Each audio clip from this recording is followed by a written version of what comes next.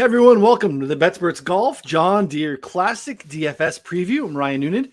Excited to be joined by our man of all things data here on the Betsperts side. It is Ron Klos, PGA Splits 101. Ron, how we doing, buddy? Doing well.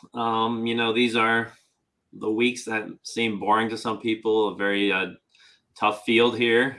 Difficult to figure out who to play. But I think those of us that do the research, that know these players kind of inside and out, we kind of have an advantage this week. So hopefully we'll go through a lot of guys and try to make some sense out of the John Deere Classic.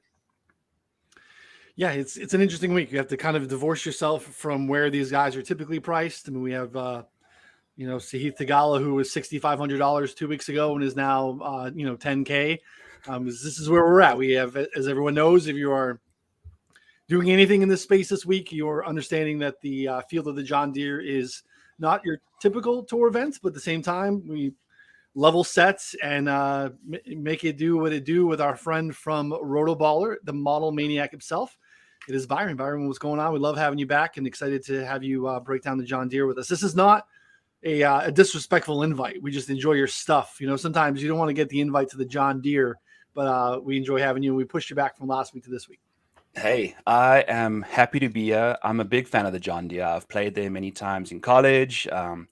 Ready to put on my Deere goggles and just, look at these names as if they 10 out of 10s. I think it's going to be a fun time trying to make some moves on the board this week. It's like Ron said, this is the week that guys, if you really get your mind into the right space, you can enjoy this week too. So I put on the trucker hat on backwards. Yes. I had some couple Coors Lights for lunch. Listen to some Billy Ray Cyrus to get my mind right, to get myself in the headspace for the John Deere. So Bush Lights, those are what we drink over here in the Midwest. So this is a nice course. Ron and I are going to play it here very soon. Not too far from, a couple hours from me, but it's basically Davenport, Iowa, but just basically on that the Quad Cities border there in Western Illinois. But again, for numerous reasons, the field is not what we're typically used to seeing. It used to be, right on the back, and they would send charter planes of guys over to the Open Championship right after. Push back, they wedged the Scottish Open in between, and they made that an official PGA Tour event. So we're seeing a little bit of a different field. Obviously, guys going over to Europe a little bit early, whatnot. We're going to play the cards that we have here at the John Deere and hopefully talk about some game theory and some lineup builds that can make you profitable because – look, to Ron's point, and I think Byron said it too, we still have an edge if you do the work. And whether that ends up being, contests that don't fill or people just trying to click on names they're familiar with, you can get an edge by trying to understand. I think more so than any week, I think leveraging ownership is going to be super important this week because, again, I think the field from just a big picture perspective is pretty flat when you're talking about win equity. I don't know that the guys in the 10K range, and we'll get there, have a ton more win equity than guys down in the mid sevens per se. So it really becomes a spot where you're trying to find leverage in this game anyway. And I think this week matters more than most. So Ron, before we get started, talk to us a little bit about TBC Deere Run. Again, a track we're pretty familiar with over the last handful of years. We're here pretty often. So yeah, it's a pretty standard PGA Tour course as far as just being pretty average length, the green sizes, everything is pretty run-of-the-mill. Par 71 course.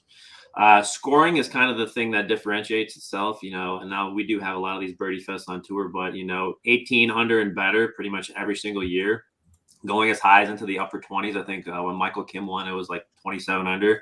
So yeah, so this week is pretty much all about scoring.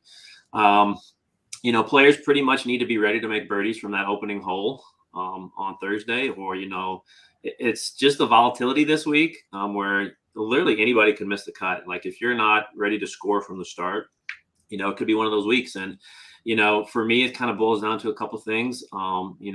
Wedge play is going to be huge. I think it's right around 44% of approach shots are kind of from inside 150 yards. So when you read the player quotes, so many of them talk about, it's all about getting your wedges as close as possible, setting up those birdie chances. A lot of the stuff I'm reading and just getting into the data, putting is very easy here. Perhaps one of the top 5 easiest on all of the tour. Lag putting is real easy. There's not a lot of 3 putts at all. So just those guys who can sink kind of that 10 to 20 putt range. Okay, if you're getting those opportunities, the putts, the greens are so pure that once you get them on the right line, they really stay on that line, and so that's another reason putting is so much easier here. Obviously, when you get into these birdie fests, you really have to take advantage of the par fives. So only have 3 of them this week. 2 of them are definitely reachable in 2 shots. The third one can kind of be a little here and there, but for the most part, you're going to have eagle chances on a couple of them, but definitely taking advantage of those par fives. Fairways are fairly wide here. One of the top 10 widest on tour. If you do miss, though, the rough is 4 inches. So, the rough, there's some fairway bunkers that kind of are strategically placed that can also give a little bit of trouble off the tee. But for the most part, we're looking at wedge play, who can get hot with the putter. Obviously, Lucas Glover here. Obviously, team no putt, not a good putter at all. So there's a few guys this week I'm looking at kind of in that Lucas Glover kind of style from last year. But if you just look like Steve Stricker, Zach Johnson, Jordan Spieth, what do those 3 have in common? They're great wedge players. They're great putters. So that's kind of what I'm looking for. And Byron, I know you said you played it. So anything else you want to add to that just from personal experience? No, I'm just jealous that the guy's going to go and sweat out there because I played it in April and it was brutal. So happy to be out there sweating away, but it's a nice, easy golf course for them. I struggled obviously because I'm not a pro, but there's some tricky holes. There's holes that can bite you if you're not, really dialed in. So it's going to be fun to see how the guys do it. I'm going to be out there on Sunday, so it'll be fun. And I'm pretty much echoing what you said, Ron, just birdies, putting, approach. That's basically the 3 main things I'm looking for. And there's a really drivable par 4 as well, which you can kind of include as like a par 5. Basically, you're going to be able to hit a long, a wood in there or a driver, which is basically like, for me, it's basically like a 4th par 5 on the course. So yeah, it's going to be a fun time. All right, well, let's get into it. We'll start with the top tier, and I think the top tier this week is we typically have a handful of guys. Maybe some guys that are tickling the 11 range. This week we got 4 guys that are in the 10K range, and we only have 4 guys in the 9K range. So we really have a top tier of 8 guys. And I'm curious, Ron, what you're looking at from a projected ownership standpoint, especially at the top of the board. We start with Webb Simpson at 10.6. Adam Hadwin is 10.4. Sahith Theegala, obviously coming off of a great showing last week and kind of pissing it away on the 72nd hole at the Travelers, which was unfortunate. But back in the mix here at 10.1. And then Jason Day, as far as pedigree goes, it's more name value than anything we've seen as of late from Jason Day, down there at 10K. And then again, another group of guys in the 9s that aren't typically up here, either Denny McCarthy, Maverick McNeely, who again, pedigree, maybe a few months ago we would have thought would have been maybe in the 10K range here, but has not been playing great golf, particularly. Chucky 3 Sticks still sticking around, and Seabez at 9.1. Because I think everything is really flat, Ron, down a little bit lower. Very easy to kind of find a bunch of guys in the low 7s that I think you can make it work. Do you think we're going to see people gravitate to kind of the name brands at the top, and those name brands here I think are kind of Webb Simpson and Adam Hadwin, especially when you look at what the betting markets are telling us? Or do you think it's so easy to just kind of build a balanced lineup this week, even kind of bypassing the 10s and 9K range? Kind of talk to me about how you are looking to build and how you think the field is going to build and approach the top K. Yeah, so just kind of big picture here, I think the natural tendency is to kind of go balance just because of the frightening lack of options once you get into the 6K range. I just think there's going to be so much extreme volatility this week. And I think with so many birdies being made and so much scoring, it's just kind of add to that volatility. Like I said, anybody could miss the cut here, even Webb Simpson. If he's not ready to go from the start. So, I think it's really important, like you said, to get that 7K range right this week. I think, and I don't have good ownership projections right now. I just think with the withdrawals and everybody kind of bunched up, I'm not really trusting them yet at the moment anyway. So just looking though, I would assume, Webb is clearly the biggest name in this field. I would assume people will kind of flock to him a little bit. I think Sahith at 10.1, I think people, what they saw last week, they're going to see a guy who's trending upwards. Of course, what's his mental state going to be after that last hole, So I think that's the big hurdle people will have to think about as far as how much are they going to play Theegala. So I think those two will be kind of the top. I think obviously Jason Day has the name recognition. Denny McCarthy, people saw how good he's been playing the past month or so. So for me, I'm going with Webb. This is, believe it or not, I actually was shocked. This is his very first appearance here. Like, he's never played this course before. But he's positive ball striking his last 5 events. It's kind of, if you look at the numbers, his putters what's let him down recently. And we all know he's one of the best putters in this field. So he looks healthy. I just think he is the guy that I think you can be pretty consistent with. And as far as one of the models I looked at this week is how players perform on these easy scoring courses where there's a lot of birdies. And he's number 1 in the field on those type of courses, which was another surprise to me. So he definitely has the ability to go low if he needs to. And so it's going to be him for me. And I think Hadwin is interesting just because he's one of the ones who people are not going to want to play because of that price for sure.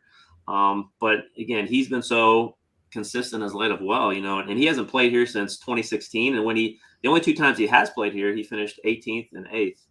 And of course, 7th at the US Open. So he's a really good play this week as well. Those are probably going to be my top 2 guys here at the top of the board, though. Byron, 2-prong question. How are you approaching the top? And then what if I told you that Webb Simpson is, 22 to 25% owned? How do you approach the top tier, and how would you touch Webb if he was kind of dancing around that territory?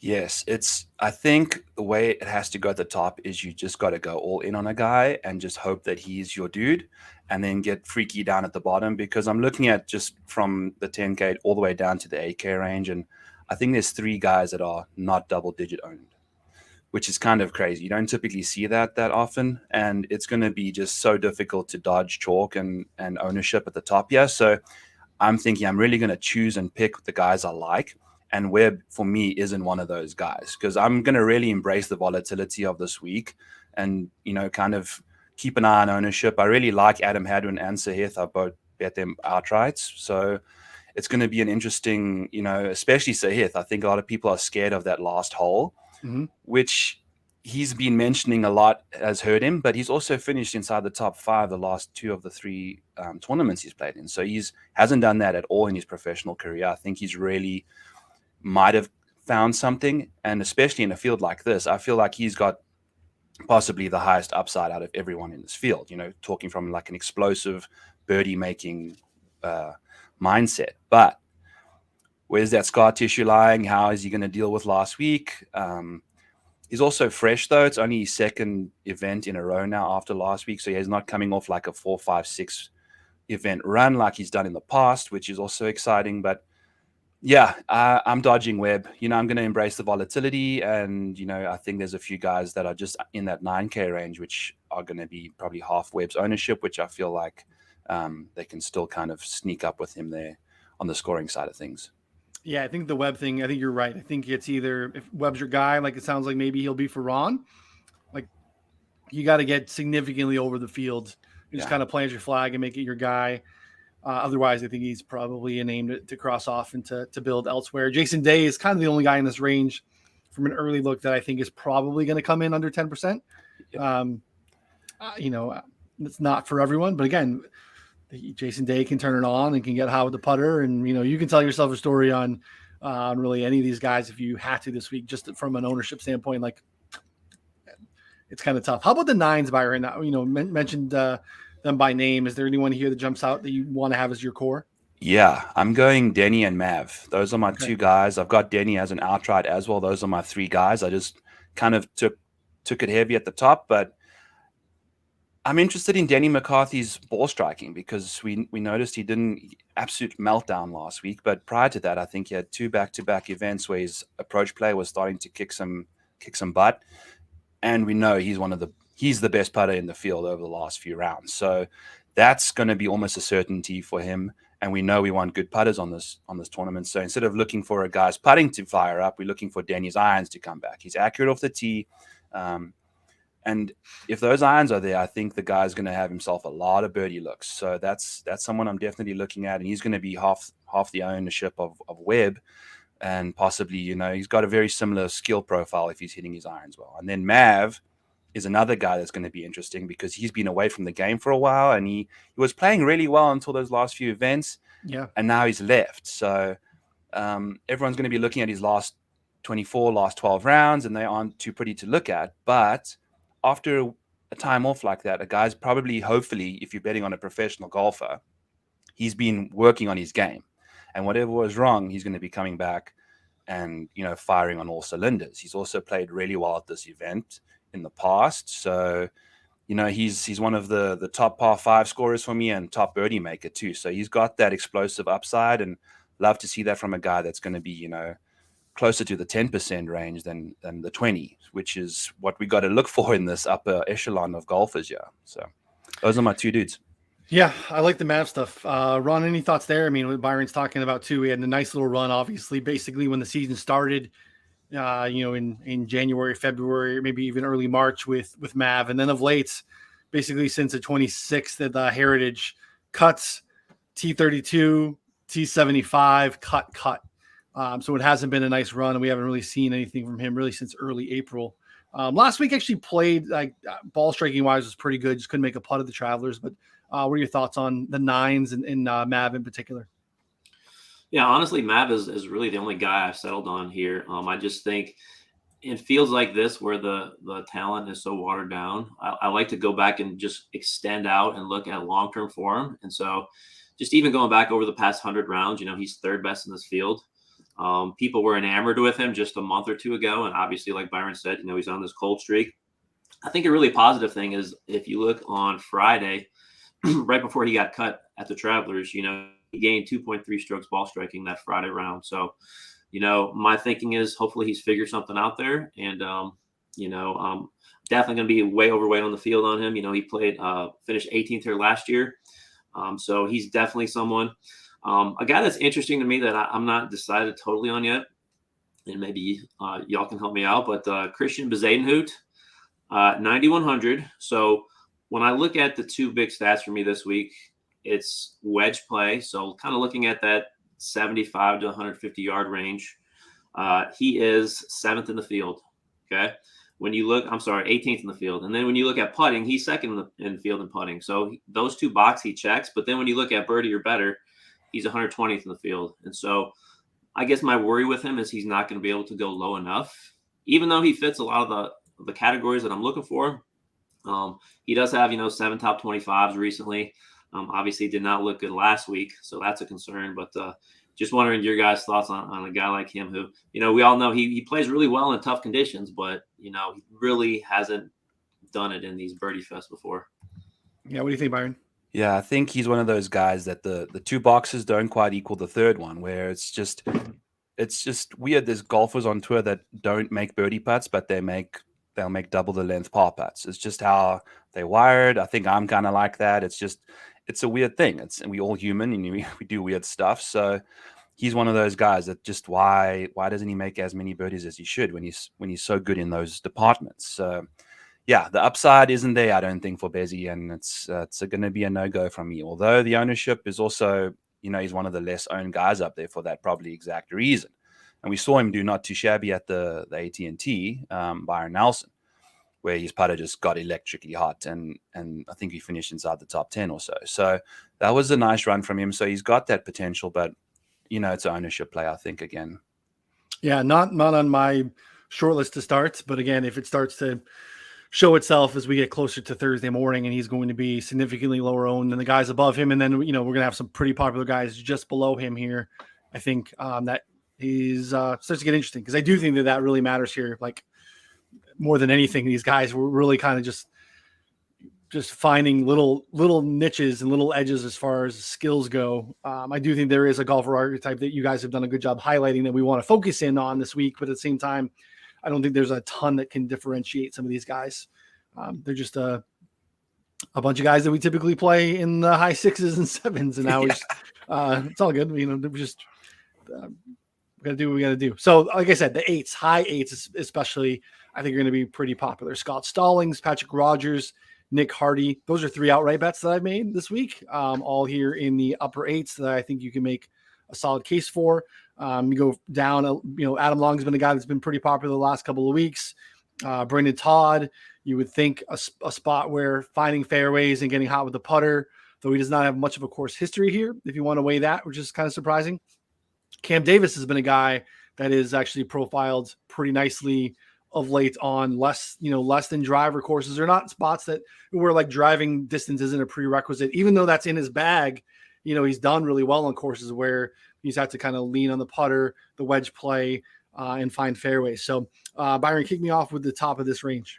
Yeah, I love Scott Stallings. He's obviously, I think that's why he's super popular. I mean, that approach play recently is just looking phenomenal. And that's something that he's a really good putter, and he's got the approach play. There's the two biggest boxes you want to check here. And the guy's not too shabby when it comes to course history, everything. Like, he checks all the boxes. So if there's a guy I'm really going to eat it on, I think it might be Scott.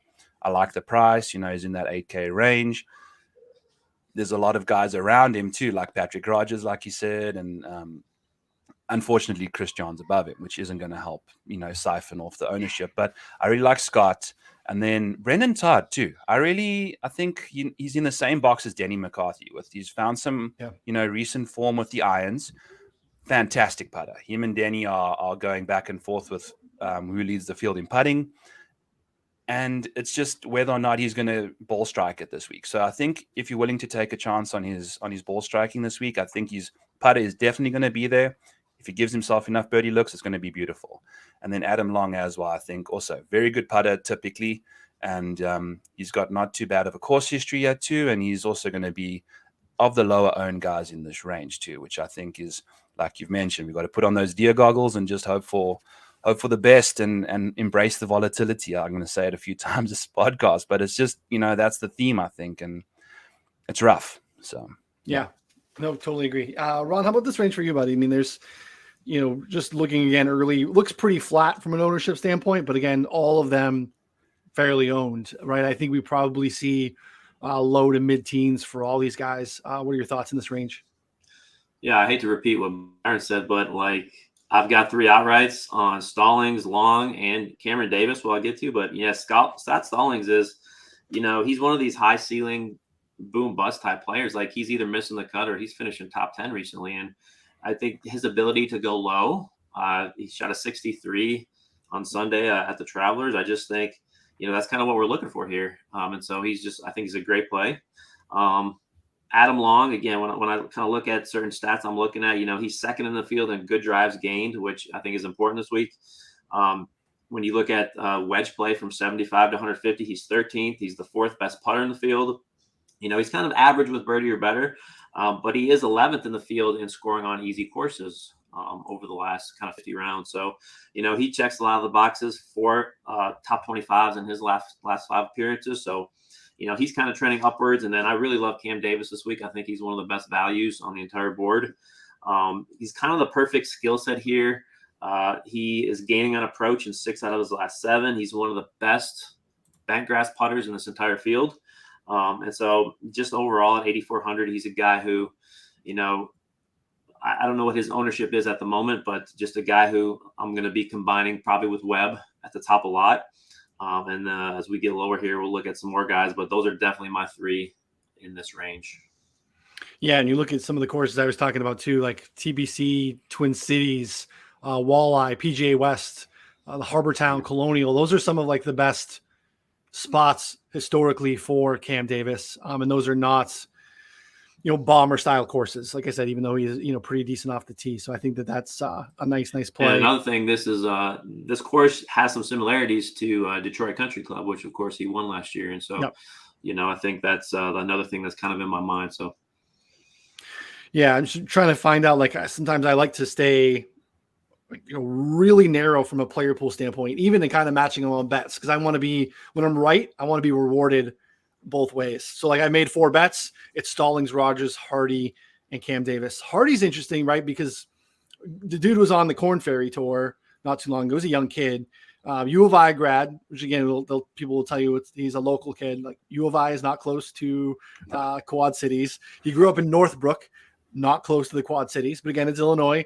But again, like we talked about this a little bit on the betting show this morning. I mean, we can kind of scoff at the field, but this event, like, uber matters for every dude that's in here. And like Nick Hardy wants a tour card and wants the FedEx Cup points and wants the bag for winning. And like, I'm sure the local kid you want to buy into this narrative, again, like a lot of it's been off of like really strong driving. which I don't think we don't think it necessarily matters as much here this week, and a really hot putter. And those are, the hot putter thing can be fickle, but at the end of the day, like, we want to ride the putter while he's hot. And that's kind of where he's at again this week. Like, I saw him playing really nicely on the weekend of the Travelers, and I was like, well, I'm betting Nick Hardy next week at some point. And like the opening number, and I think we might see some ownership tied to that. But again, similar to like Scott Stallings, like Byron said, I'm kind of okay eating that chalk. Patrick Rogers is a guy historically that, like, bomb and putt courses or spots like Rogers can putt, and we're getting him in form, right? Like, really nice showing in Canada. And then I think he exceeded everyone's expectations in Brookline at the US Open. So the form there is pretty nice. So maybe there ends up being some like lower ownership on Adam Long. Maybe Glover, people don't want to go back to the well on the guy that won last year. So maybe he's depressed. So Byron, take me down to the kind of the bottom tier: Glover, Lanto, CT Pan, the Postman, and Cam Champ down there in the low eights. Is there anyone that jumps out to you? Yeah, I'm a big fan of Streelman, and he's a model man for me. But I've never ever managed. He just drives me insane. He just doesn't do it when you want him to. But There's another CT, local guy from the suburbs of Chicago. Well, we're running out of them because I think Steve just withdrew before we got on here, which is gonna put Zach Johnson's crowd capacity through the roof. But that we're not here to talk about that. CT Pan, though, I think is a guy that, from what I'm seeing, is going to be a little less popular, and he's just been striking it really well with his irons lately too. So he's got I've got a medium course history at this event. So if you're looking to dodge ownership, I think I like CT. JT, I think, is going to be quite popular.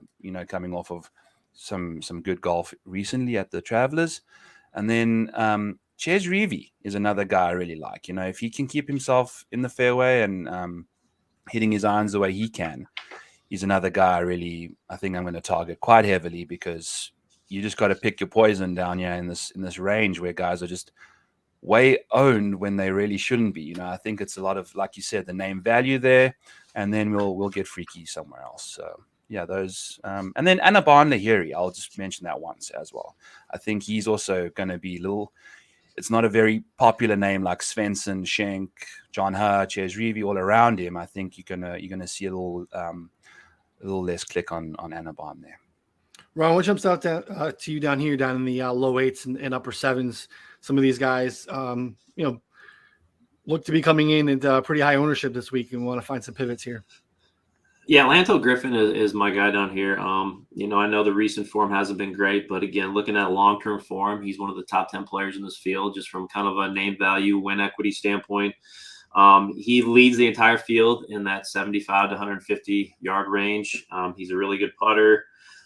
When you kind of go back and look over the last 50 rounds in kind of these easy scoring conditions, he's a top 5 player in the field in that as well. So, I know maybe the kind of dropping down and less competition here is going to be good for him. Going lower, I really like Ches Reavie. He's a guy who kind of almost fits that Lucas Glover profile from last year. A guy who is really good ball striking, and who, if you can catch him on one of those hot putting weeks, I think he's a guy who, in my player quotes article I did, he specifically mentioned how he loves these greens because they're so perfect. Once he gets his ball in line, it usually goes in. He does have pretty good putting stats here as well, and he's trending upwards. He's got 4 top 27s in his last 5 appearances. So Reavie's a guy I love, and yeah, I'll mention Streelman as well. Good par 5 scorer. He's got 3 top 10s here. And so, like Byron said, it's just a matter of, is he going to put it all together? I know he's getting a little older, so that consistency has been kind of declining as of late. But I think at 7,900, he's a really good value. Last guy I'll talk about here in the upper sevens, John Ha is getting some mention. And yeah, didn't even realize, he's got 3 really good performances, 3 top 25s recently. He's gained almost 10 shots on approach in his last 3 events. And he's another guy who just, the flat stick has been letting him down. So, I think there's kind of 2 categories of guys. You're looking for guys who are either good with wedges and putting, and then you're looking for ball strikers who are poor putters, but who could pop this week. And so I think he definitely fits that latter category where, he could, if he makes some putts, he could surprise some people. Yeah, I'm in with Ches Reavie. I think obviously fairway finder. I mean, he's not lost on accuracy for a very long time since the Sanderson farms back in October. So you're just looking at just fairways. And then, recent form, 26th at Schwab, T8 last week at Travelers. I think there is some corollary between Travelers, or at least the skill set between Travelers last week and what we're going to have this week. So being able to put yourself in the fairways, you said, Ron, like fairways are generous, but if you miss them, the rough could be pretty penal being a little bit thicker. So obviously Reavie not getting punished with the lack of distance here too. Want to have a team no putt guy. Basically, this guy's got a similar run in losing strokes putting that Reavie does in gaining on accuracy, and that is Marty Laird. Marty Laird cannot putt, but the ball striking can be nice. Again, the form is decent. Approach has been nice as of late. Again, T13 last week, Travelers, and looking at guys with maybe banking on more short-term form is kind of what I find myself doing with like the Nick Hardys of the world and the Patrick Rogers and Reavie and Marty Laird. So looking at that guy this week too could make sense. Again, he has not gained strokes putting. Looked like he gained a little bit of Valero. Otherwise, you have to go down to waste management to not find a big negative on Marty Laird. So maybe he comes in a little lower ownership, should be under 10%. And maybe that changes too, as Byron mentioned with Steve Stricker, withdrawing here. Stricker was going to garner some ownership. Again, Mr. TPC Deere run for a number of years, even though he's now moved over to the Champions Tour. He's still playing really good golf, and this is not a spot where like distance is going to be problematic for him. So he kind of changes a little bit of the dynamic down here, down the board. Anyone down in the low sevens, Byron? Because I think, and I want to get you guys' take before we get there. I don't know about you guys. I'm trying to really avoid the sixes because there's just really almost nothing down there. But you just a little bit above it. I think there's plenty of guys here in the low sevens. Yes, I totally agree with you. It's going to be, there's like a handful of guys I'm willing to sprinkle on down in the sixes, but we've been dumpster diving since we got into like the 8K range. So it's basically, what it is. I do like Emiliano Grillo ranked out as the third best guy in my model, which is, wow. Yeah. I don't know what the deal is. He makes a lot of birdies, but his around the green game is the reason why I think he doesn't, typically shine when it comes to consistency, because you're going to make a lot of birdies, you're going to make a lot of bogeys, but he's got that upside. If you have a great week around the greens, he's going to pop. So there's a lot to like there. I mean, he's fantastic off the tee recently. His approach play is awesome from a baseline perspective. Recently, not so well, but he's got that potential. Dominates par fives. Really like him. They're super cheap too and going to be low owned. So he's very volatile, but he's 7.5K. So that's okay for me. I'm fine with that. Big Mark Hubbard fan as well. He's also just from a ball striking standpoint, so solid. And he's one of the few guys that has really been hitting his irons well and can putt well too, which is the two things we're really looking for. And I think I filtered on the top 30 guys in each of those categories. And there's only like 5 to 10 guys that really make that criteria. So Mark's one of those guys, and I really like him down here at the bottom. And he's been playing some good golf recently too. I think he's 35th in strokes gained total over the last 24 rounds. And then Taylor Pendreth is another guy I really, really like, because he's kind of like a Harris English type vibe where he's coming off an injury. And I think if he's anything like Harris, he's going to be ready. And he's going to be, there's a lot that people aren't going to necessarily lean towards him there because he's been injured. So hopefully he can keep it together for us. And he's fantastic from a ball striking standpoint too. So, yeah. I wish it was a spot where like distance really mattered, because he can absolutely mash it off the tee. But again, like maybe it's similar to Cam Davis, where it's he can mash it off the tee, but maybe that length still plays itself out in different ways for him too. So I do think he's going to come in fairly under owned, because he's been out of sight, out of mind for a couple of months. Ron, how about you down here in the low sevens? Is there anyone that's think is going to be part of your core, or are there any groups down here that you think are going to be maybe a little bit under owned that's going to be key to the week? I just think there's a ton of options that you can go with down here. And kind of, if I'm looking, even if I go, a Simpson McNeely build or Simpson Davis, just the ability to kind of mix and match a lot of these guys. I mean, even if you look, Adam Shank, 7,700, he can get really hot with the putter. This is kind of a perfect course for him, easy scoring course. I really like Alex Smalley this week. He's kind of been up and down this year as a rookie, but he has performed his best in these easy courses. If you look, he finished second at Corrales. He was 6th in Mexico. He was 12th in Bermuda. He has 7 recent top 25. So, I do have an outright on him, but even just from a value perspective, 7,600 is a really good price for him. Doug Gim will probably get a little bit of ownership, probably in this range. And again, he's kind of in the Lucas Glover mold of last year, great ball striker. Can he make putts? Mark Hubbard is kind of sneaky here because when I really dug into the numbers, he's a great wedge player, and obviously he's a really good putter. And so he kind of, when you look across the board, he doesn't really have any huge weaknesses here. Then looking as we get lower here, 2 guys with, in my opinion, have a whole lot of upside. Patton Cazire, who just seems to be maybe the most up and down player on tour. When he gets low, he gets really low. But again, he can also put up some big numbers, and he's kind of struggled very recently. His price has dipped all the way to 7,400. He's got a really good course history here. He's got an 11th, 30th, 25th. So I just think he's a guy who, when he gets his approaches dialed in, of course, he is a great putter.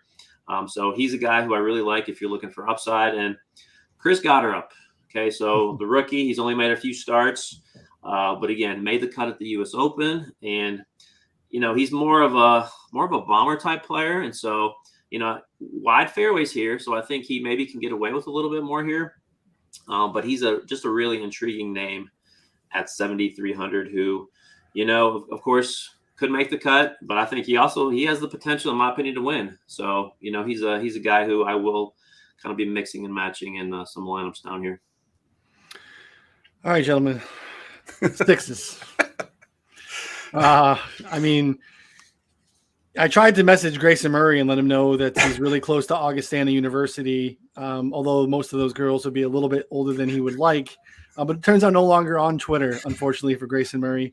But he's down here in the high sixes. Hayden Buckley is a guy that I guess I can make a case for. But Byron, I'll let you get started. Is there anyone down in the sixes that you think you can stomach this week? Yeah.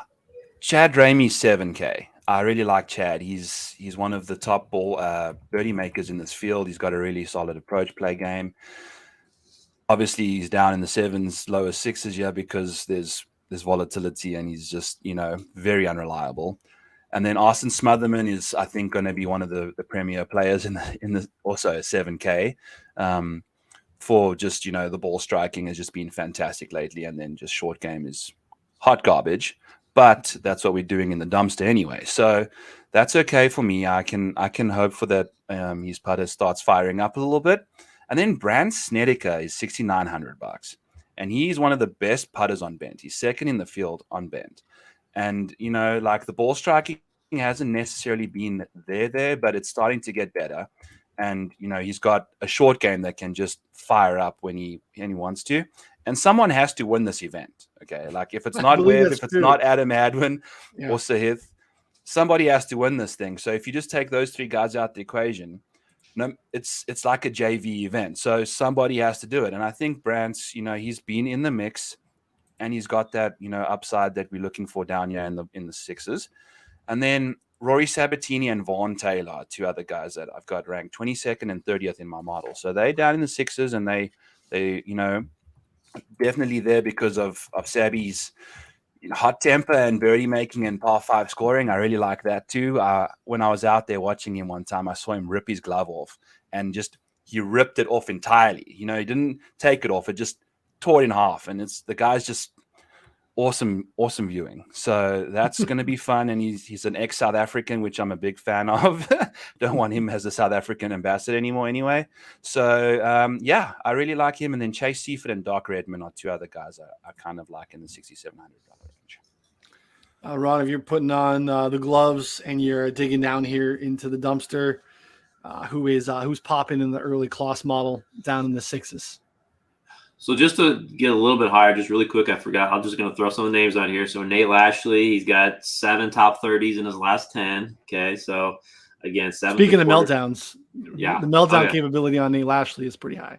Yeah, but he's really good in these birdie fests again. He's another guy who won Detroit. Yeah. Okay, so Yeah. he's a guy. There's going to be some guys on here I'm going to play and I think you can do this just to play guys solely on course history and just kind of hope that kind of clicks here. So a couple guys, Ryan Moore, again, who hasn't played much lately on tour at all, but he's won here, loves this course. Another guy, if you go down to 7K, Scott Brown, another guy who usually is pretty bad. But, when you look at his performances here, he's got a 4th, he's got a 12th, a 16th in the last 5 years. So, yeah, if you want to take some chances and you just looking at course history, I think that's kind of worth maybe 5-10% in your lineups.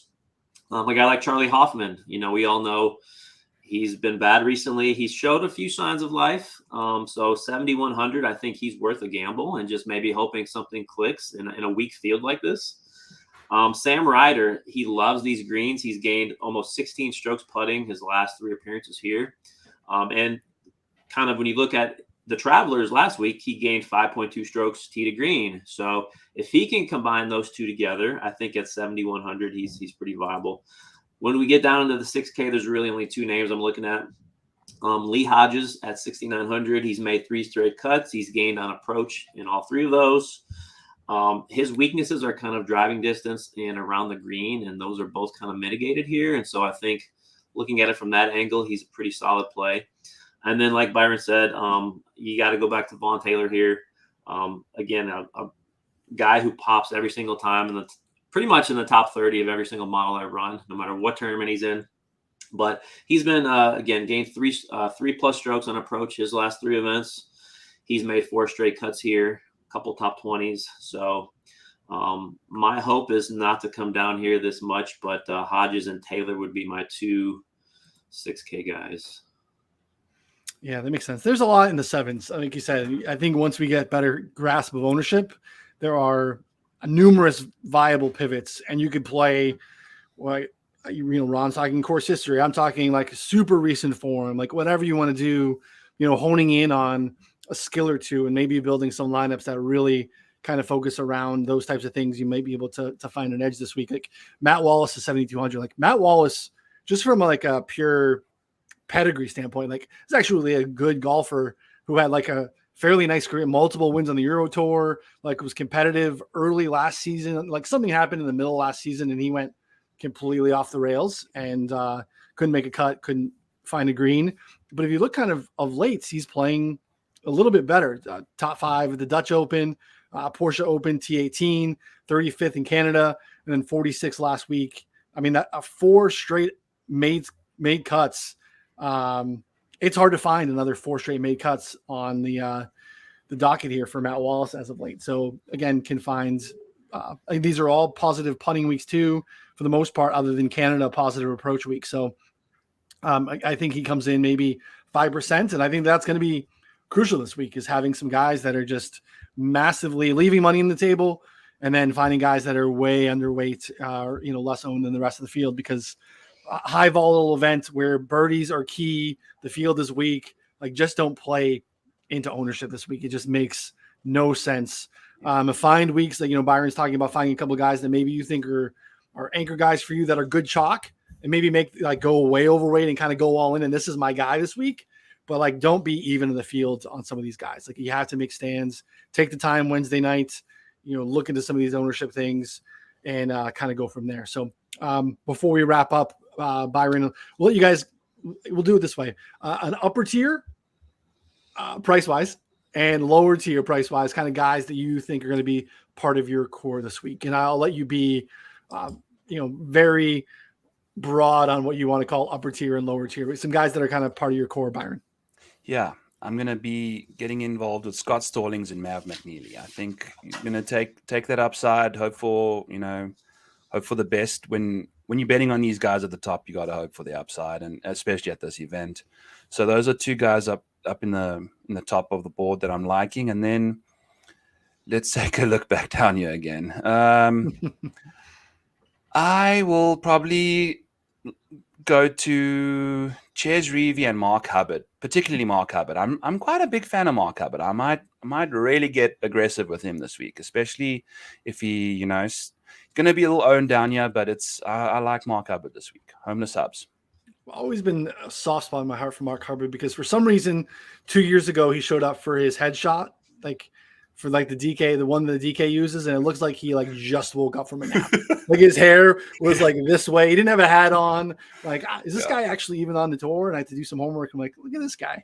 So I'm just always a little bit enamored with Mark Hubbard because the amount of degaff that he had to just not give a shit, show up, and this is how I am today. I thought I had a lot of respect for it. But Ron, how about you, buddy? What is some of the guys that you want to plant a flag on this week? Yeah, and this is probably like a 4-man core that I'm probably going to use a lot. Is just just looking through this. I like McNeely. I think he's a really solid play at 9,500, and then combine him with Cam Davis, and then dropping down, I'm with Byron on Ches Reavie for sure. And then I'm willing to take the risk with Patton Cazire. That he can have one of those boom type weeks, and I think if we can get a top 10, top 20 finish from him, that'll definitely pay off that price tag. So. Those would be my 4 guys if I had to narrow down to 4. Yeah, I'm with you guys in the Reavie thing. Like, it would be consensus, but I think the Reavie play is nice, and it doesn't look like it's a ton of ownership right now. Probably around 10%. Maybe that moves up. Maybe we're gonna screw ourselves and push him up to 15% because we all really like the fit for him this week. Down there as well. I guess I kind of made the case for it, and I'll take Matt Wallace as a guy that I think that just the volatility, maybe the pedigree shows up here in this weaker field event. And at the top, we'll go with you guys said Stallings and Davis. I like them quite a bit, so I'll go Rogers and Hardy. I think that they're kind of guys that I want to have a little bit more exposure than the field too. And then I also think Mav is a guy that I've been so tempted to get down on in an outright standpoint because, again, like, I feel like Mav a couple months ago would have been 10-2 at this event, and we just haven't seen him much, and we haven't seen good play for him, and so he's not going to pop in anything that's like super short term. If you're pulling any last 20 rounds, 24 rounds, nothing's really popping. But I just think long term, that's a guy that I think kind of is towards the top of the pedigree of this field. So, all right, gentlemen, appreciate your time as always. Ron, what is coming on the site from you still this week? I know you're still always in the lab, always grinding. Yeah, betting article coming out probably tomorrow morning very early. And then, of course, the first round leader is going to be tough this week. There's going to be so many guys who can go low. And we're looking like we're a little bit of a windy day on Thursday. So make sure everybody out there is checking the weather still. Can't really tell if there's going to be any type of weather edge overall for the whole week. Looks like the winds are a little bit easier in the morning on Thursday. So Friday looks pretty consistent throughout. So just make sure everyone's keeping an eye on that. Good call. Byron, how about you? Where can everyone find your stuff? Yep. Catch me on Twitter at the Model Maniac. And then I've got Breaking 100, which is a betting article as well for rotoballer.com. That's coming out either tonight or tomorrow morning. The books have been a little lazy getting the odds out early, so we're running behind schedule. But and then I got I got Back Nine Bets tonight as well, my podcast, which I'll be kind of just going through a few more people that I really wanted to touch on that we never quite got to. And just letting everyone know what kind of bets I'm looking at this week, because there's value down there. You just gotta close your eyes. So we got the deer goggles on, and it's going to be a fun week. I'm looking forward to it. Could be a good week to live add too for folks that yes. Track that a little bit and see, because these some different names in the books are typically targeting and watching to move lines on, so you might be able to find some live value during the tournament. So good stuff as always, gentlemen. Appreciate it very much. So again, head over to betspertsgolf.com. Lots of free stuff over there, free Discord channels. Ron continues to hit some winners on the prize pick side. Continue to look for that. Those are free in our Discord channel. So look for those, and then free articles typically on the site as well. So for Byron and Ron, I'm Ryan. We'll see you all next week.